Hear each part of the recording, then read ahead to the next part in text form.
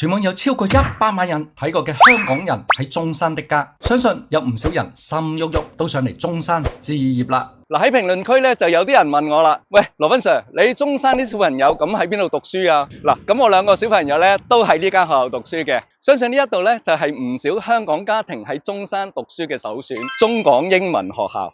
嗱，近期咧成日同我一齊拍吃喝玩樂嘅2位花姐、陸公子兩公婆 Hello，又見面啦，又可以見女女啦咁樣。咁啊有一個巧合咧，即係我哋2個嘅小朋友咧都喺中港讀書嘅。今期視頻咧就同大家講解下我哋2個香港嘅家庭點解選擇咗喺中港呢一度讀書。首先係大家最關心嘅學校環境，環境起碼係我安心而且放心嘅地方。只要唔係公主住慣城堡嗰啲，我相信都完全可以適應習慣，而且提前習慣寄宿生活，獨立能力都強啲啦。第二樣，學校氛圍。花姐啊，嗱，2個小朋友都喺度讀書啦，咁你覺得呢間學校嗰個氛圍點樣啊？氛圍我諗大家頭先都睇到啦，啲學生好開心，咁同埋佢有好多活動性嘅嘢啦。咁另外就係咩？你會望到好多唔同地區嘅學生咧，都會喺呢一度讀書。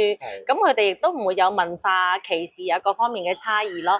最緊要係咩啊？我哋呢間學校嘅創辦人都係我哋香港人喎，係啦。所以無論咧佢嘅教育模式啦，佢嘅活動啦，都係好貼近我哋香港嘅學生嘅。咁有好多人都關心，哇，嗰啲錢嘅問題啊，即係我喺香港免費教育嚟㗎嘛，咁過到嚟呢度私校又要使一筆喎，你點睇呢個問題啊？其實我又會覺得，雖然咧香港讀書係唔使錢，但係佢嘅一啲無形之中嘅，譬如雜費啊、課外補課啊、校車費啊，跟住最主要係咩？我哋香港個個都要返工㗎嘛，係咪先？仲要請姐姐嘅費用啊，咁樣呢啲，咁我就會覺得喺呢邊讀書咧性價比會比較高，淨係單請一個姐姐嘅工人已經足夠我哋呢邊讀1年嘅書啦。陸公子，我帶啲小朋友過嚟讀書嘅時間咧，有好多香港朋友咧就有啲諗法，就會覺得，咦，點解你會返大陸讀書㗎？你對呢個問題你點睇啊？當初我哋一家冇翻嚟咧，我哋入邊有3個小朋友都係翻咗嚟內地讀書嘅。點解咧？因為我覺得內地嘅政策同香港政府，其實香港政府都係好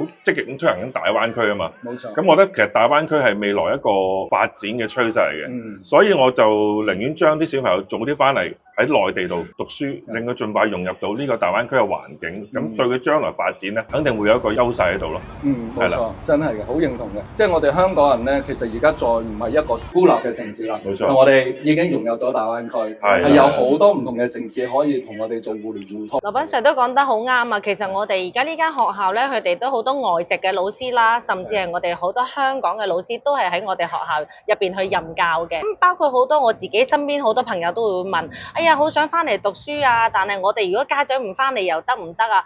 其實好多家長都唔知道我哋係逢星期5放學，咁我哋有專嘅校車會接送去碼頭，直接翻香港。係啦，逢星期日又會翻嚟我哋學校，咁所以係交通方面，其實都係1個鐘頭5分鐘嘅船程，所以係非常之方便咯。而且咧，我作為家委啦，其實都好清楚咧學校嘅所有嘅活動啦，譬如有時候嘉年華啦，同埋咧運動會啊，我哋都會第一時間都會知道，同埋會過嚟學校咧會參加義工嘅，係啦。咁其實我覺得咧，小朋友喺呢度讀書最緊要第一啦就開心，第二咧就好快就融入咗呢個圈子，咁同埋我覺得其實依家讀書嘛都係開心最緊要，要身心健康。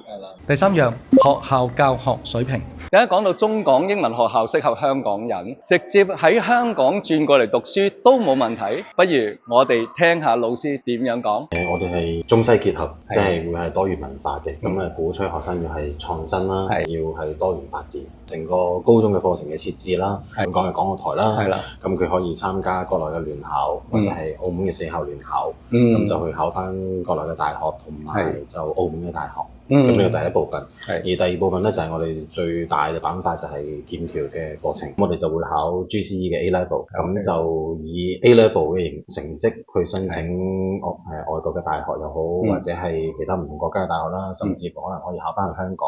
或者澳門等等。咁帝國理工啦，咁我哋呢幾年基本上好多都係帝國理工、UCL 啊，或者係英國倫敦國國王大學啦。即係如果去參加聯考班嘅話，咁佢將來出路都係可以進入我哋內地嘅學校。係啦。咁內地嘅大學有冇啲咩學校係考得比較多嘅？暨南啊、華僑啊嗰幾間係啦。作為一名家長咧，深知道而家社會有幾卷啊，咁啊成績固然重要，但係我認為咧，快樂嘅成長係更加重要嘅。咁試問你啦，以前你讀書又點啊？而家咪又係食得、瞓得、生活了得。